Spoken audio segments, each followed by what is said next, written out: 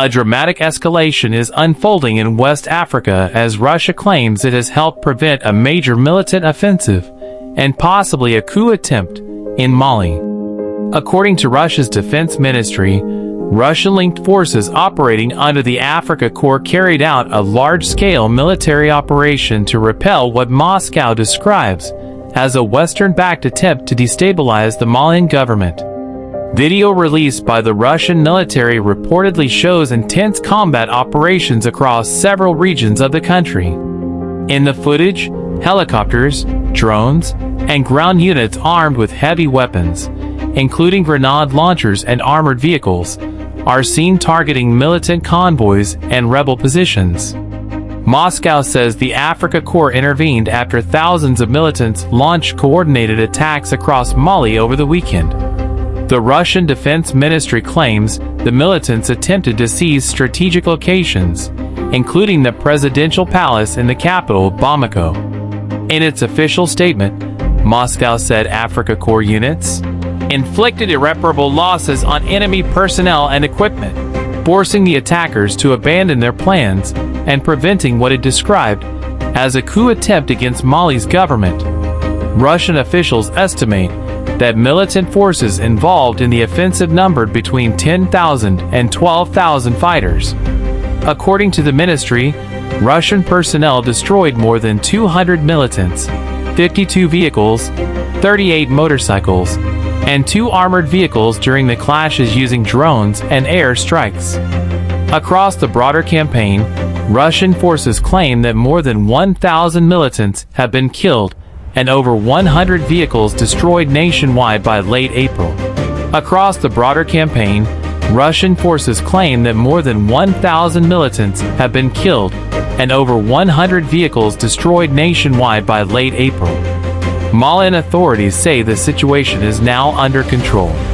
Government spokesperson General Issa Ousmane Coulibaly confirmed that security forces had regained control of key areas following the attacks.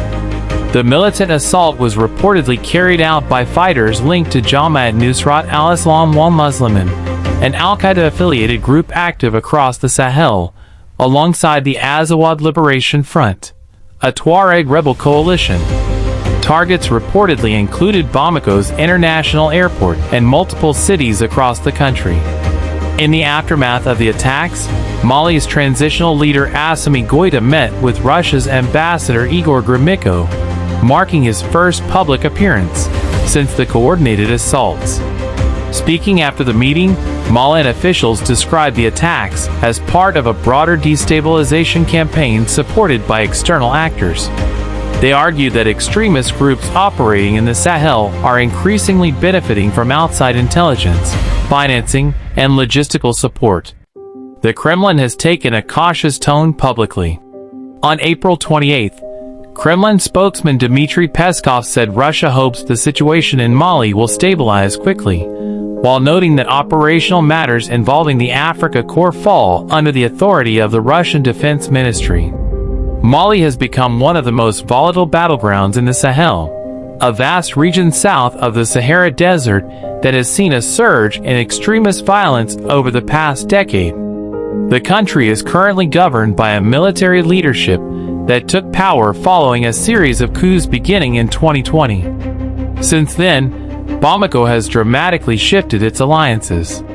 Relations with France, the former colonial power and longtime security partner, deteriorated sharply, leading to the withdrawal of French troops and the end of a major United Nations peacekeeping mission.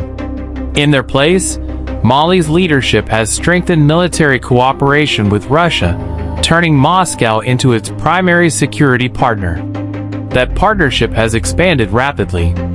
Russia's Africa Corps, established in 2023, has been deployed across several African countries to conduct counterterrorism operations, train local forces, and secure strategic infrastructure. According to Russian sources, Africa Corps units were stretched across nearly 2,000 kilometers of front lines during the recent clashes in Mali. However, the battlefield picture remains complicated. Tuareg fighters from the Azawad Liberation Front have released images claiming they have taken control of the northern city of Kidal, a historic stronghold of the Tuareg rebellion. The rebels say Russian and Malian military vehicles withdrew from the area after negotiations. Russia has also made a controversial claim that some of the militants involved in the offensive were equipped with Western-made air defense weapons. These reportedly include the Fi-92 Stinger, a US-made portable surface-to-air missile system, and the Mistral missile system, a French short-range infrared-guided air defense weapon.